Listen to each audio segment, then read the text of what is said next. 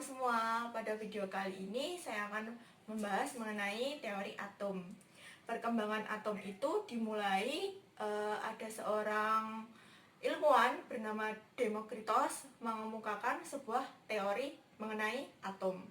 Demokritos mengemukakan atom itu terdiri dari partikel yang sudah tidak dapat dibagi-bagi lagi. Jadi Demokritos itu mengemukakan atom itu terdiri dari kata A dan tomos. A dan tomos. Di mana A itu yaitu tidak dan tomos yaitu terbagi. Jadi dapat disimpulkan bahwa atom dari Demokritos itu mengemukakan bahwa partikel yang sudah tidak dapat dibagi-bagi lagi. Tetapi konsep menurut Demokritos ini tidak diyakini dengan eksperimen yang meyakinkan, sehingga para ilmuwan itu tidak mempercayai konsep atom yang dikemukakan oleh Demokritos ini. Seiring berkembangnya waktu, pada abad ke-18 muncullah seorang ilmuwan bernama Dalton. Ia mengungkapkan sebuah teori atom juga.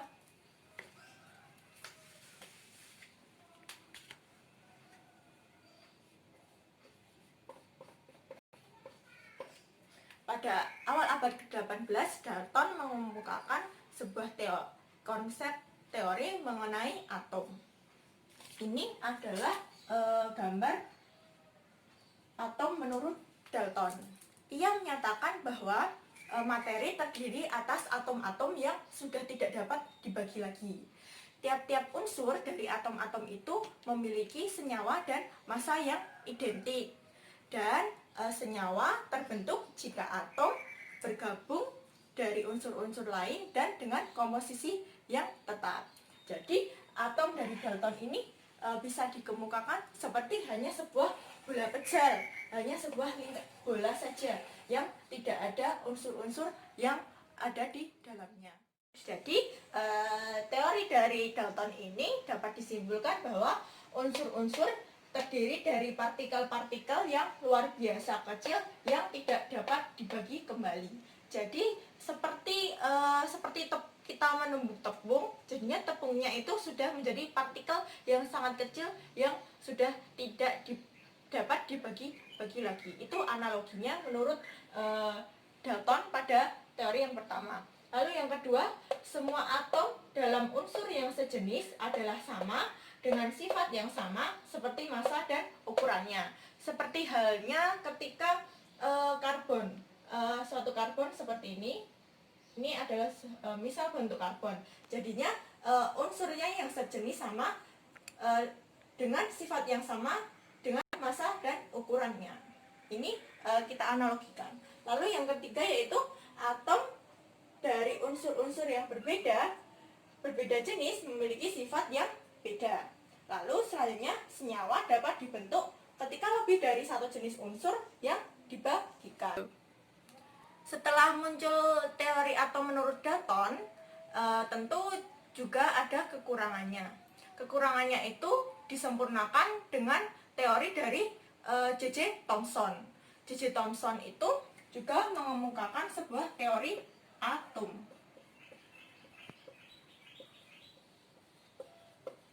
Jadi J.J. Thomson ini mau mengemukakan sebuah teori atom.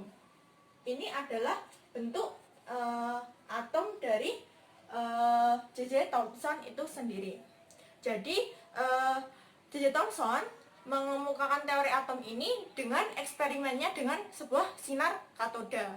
Dan dari hasil eksperimen tersebut ditemukan partikel yang bermuatan negatif pada atom yang disebut dengan elektron.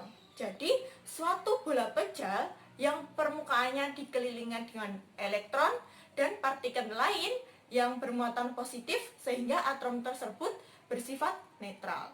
Jadi teori atom dari J.J. Thomson ini mendeskripsikan bentuk sebuah atom itu seperti roti kismis. Jadinya partikel positif dan negatifnya tersebar di dalam bola atom ini sendiri.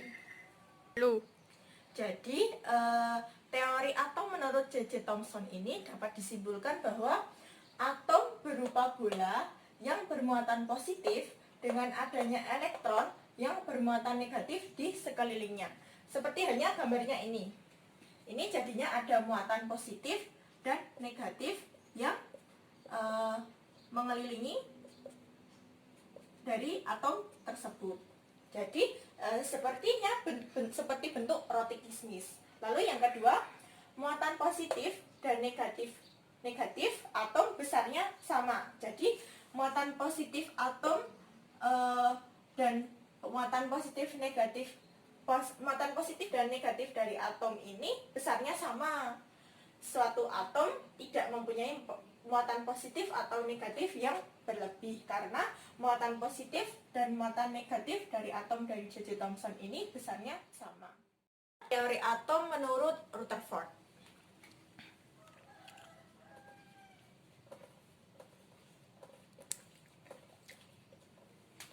Pada tahun 1903, Hans Geiger dan Ernest Mayr yang dengan petunjuk dari Rutherford itu melakukan sebuah eksperimen di laboratorium fisika Universitas Manchester untuk membuktikan kebenaran teori atom menurut J.J. Thomson itu sendiri. Jadinya eksperimen itu ada penambahan partikel alfa yang diemisikan oleh gas radium dan dengan adanya sebuah plat emas. Ini merupakan gambar dari eksperimen yang dilakukan oleh Hans Geiger dan Ernest Mayr dan petunjuk dari Rutherford itu sendiri.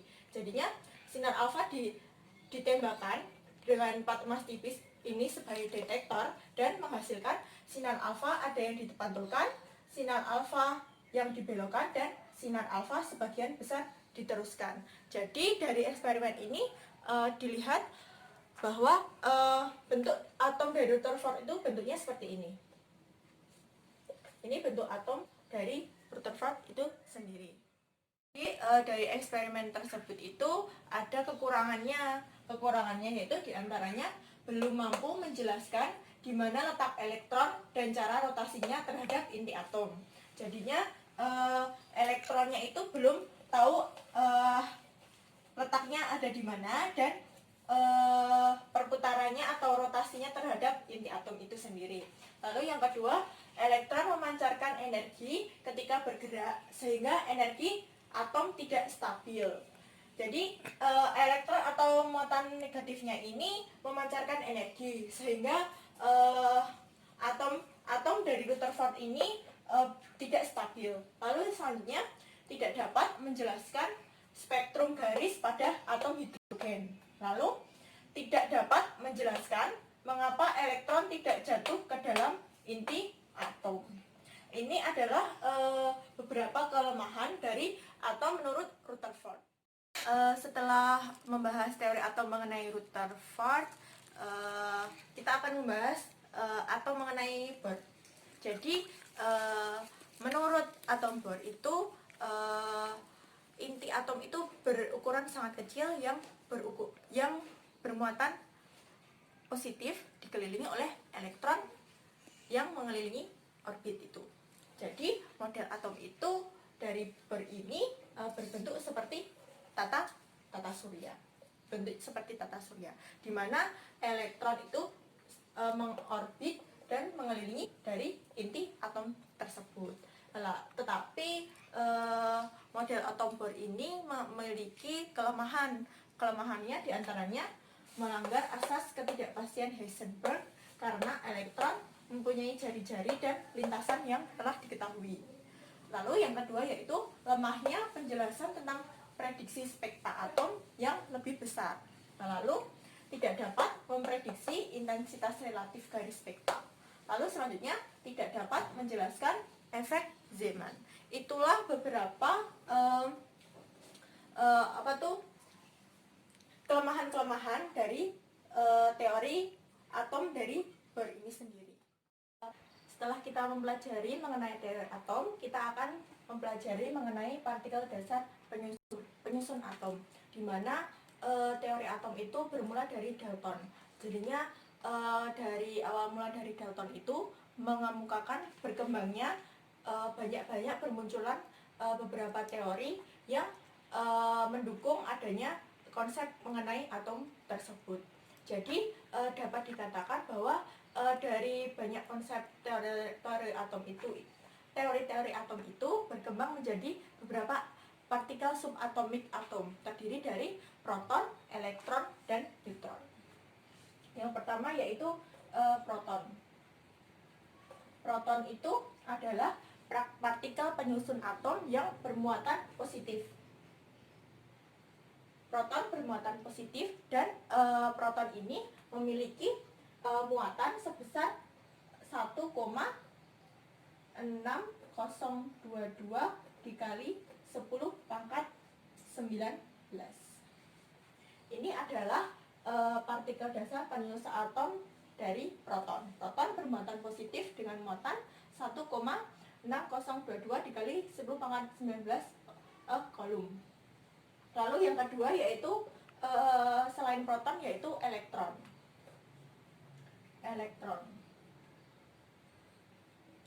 Elektron itu memiliki muatan negatif.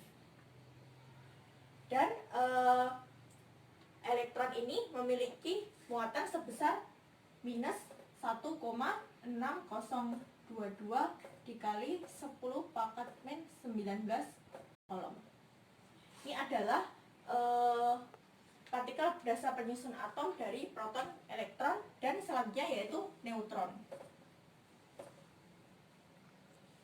Neutron ini adalah partikel dasar penyusun atom dengan muatan yang netral. Jadi ini merupakan partikel dasar dari penyusun atom tersebut. Jadi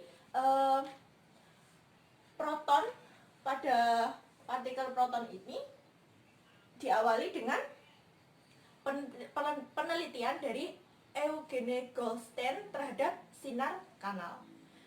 Dari penjelasannya itu dapat dilihat bahwa hasil percobaan proton itu bermula dari hasil percobaan Rutherford menunjukkan bahwa proton terpusat pada inti atom dan elektron terletak mengelilingi inti atom. Seperti halnya bentuk dari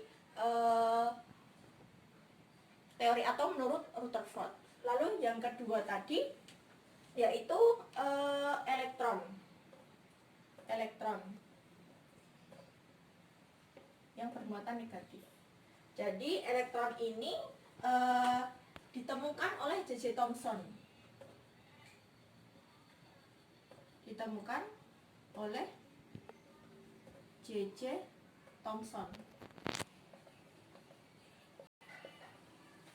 Elektron ini ditemukan oleh J.J. Thomson terhadap penemuan teori atomnya itu yang berbentuk seperti roti kismis dengan eksperimennya menggunakan sinar katoda. Lalu yang ketiga yaitu neutron yang bermuatan netral, di mana neutron ini dihipotesiskan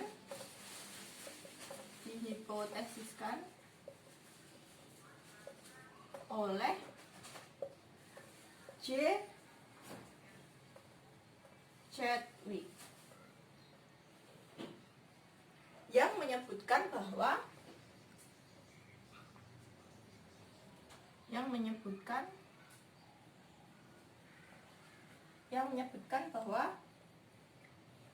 semua inti atom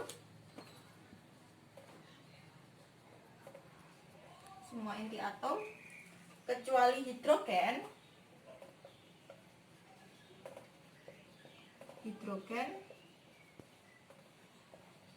memiliki neutron. Jadi neutron ini dihipotesiskan oleh J. Chadwick yang menyebutkan bahwa semua inti atom kecuali hidrogen memiliki neutron. Jadinya hidrogen ini tidak memiliki neutron yang bersifat netral.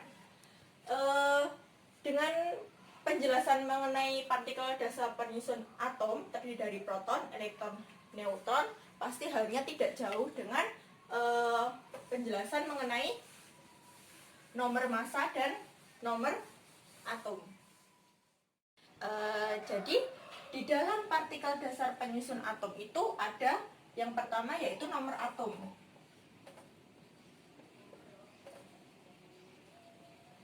Nomor atom ini bisa dilambangkan dengan huruf Z, di mana nomor atom itu yaitu menunjukkan jumlah atom yang ada di dalam inti atom. Jadinya untuk mencari nomor atom itu yaitu jumlah proton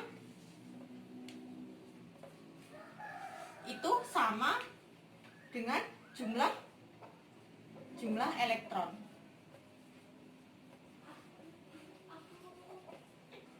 Ini yaitu mengenai nomor atom. Selain nomor atom ada juga yang kedua yaitu nomor massa. Nomor massa bisa dilambangkan dengan huruf A. Nomor massa ini yaitu jumlah proton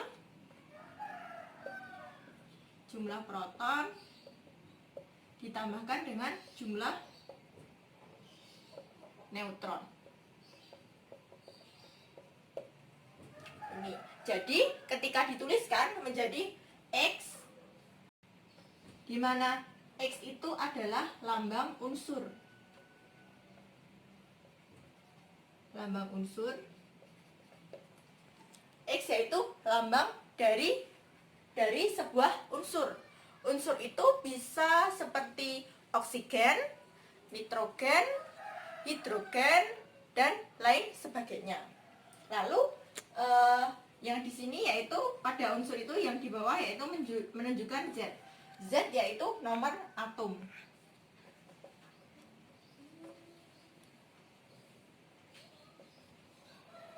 Dan yang di atas ini yaitu A.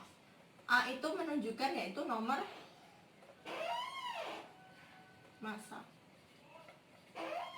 Jadi di dalam satu unsur itu pasti terdapat nomor atom dan nomor massa.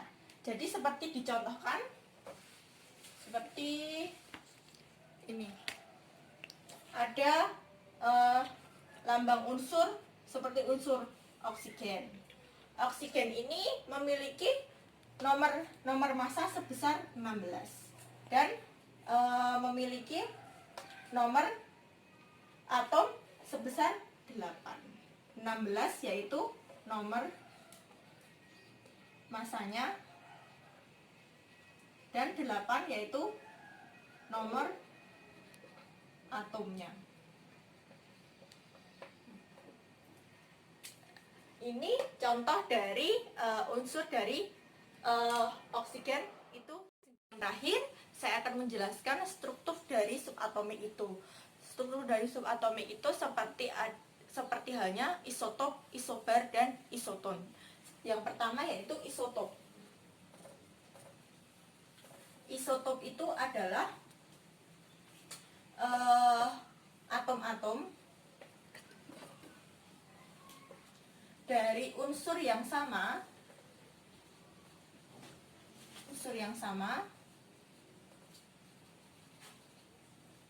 dan mempunyai nomor atom yang sama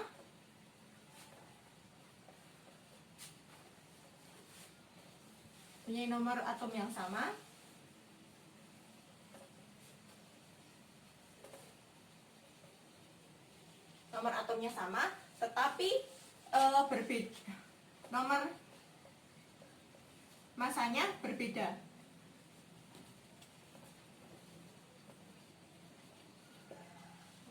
Jadi isotop itu yaitu atom-atom adalah atom-atom dari unsur yang sama yang mempunyai nomor atom yang sama tetapi berbeda nomor massanya. Seperti halnya contohnya pada, saya kasih contoh pada oksigen. Unsur oksigen. Unsur oksigen ini memiliki nomor atom yang sama. Nomor atomnya sama, 6 dan 6. Tetapi nomor masanya yang berbeda. Ini 12 dan 13. Ini yaitu mengenai isotop. Lalu yang kedua yaitu isobar. Yang kedua yaitu isobar. Kalau isobar ini unsurnya itu berbeda. Atom-atom yang memiliki unsur yang berbeda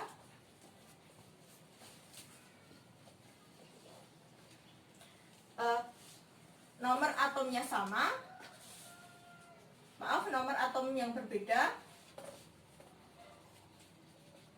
nomor atom berbeda, dan tetapi nomor masanya sama.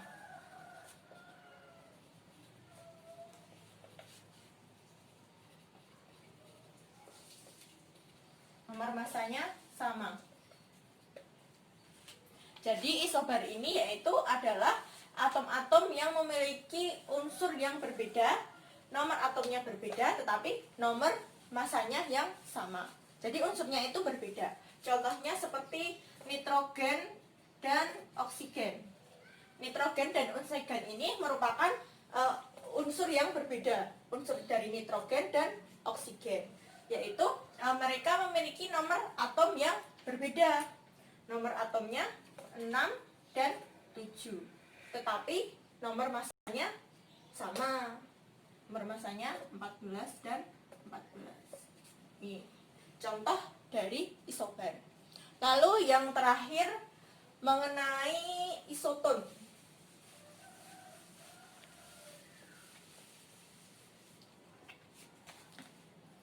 Yang terakhir yaitu isoton. Jadi isoton ini adalah atom-atomnya juga unsurnya berbeda. Atom-atom dengan unsur yang berbeda. Tetapi jumlah neutronnya sama.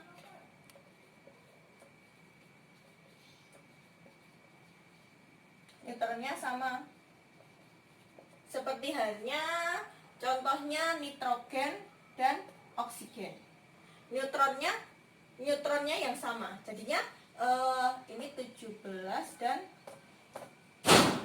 ini 14 dan 7. Kalau yang ini 13 dan 6. Neutronnya sama. 14 dikurangi 7 sama dengan 7. 13 dikurangi 6 sama dengan 7. Ini merupakan penjelasan dari isoton, isobar, isotop, isobar, dan isoton, yaitu struktur dari subatomik itu sendiri.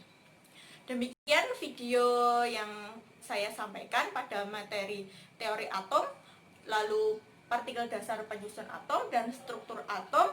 Apabila ada kesalahan dan perkataan yang tidak berkenan, mohon maaf. Wassalamualaikum warahmatullahi wabarakatuh.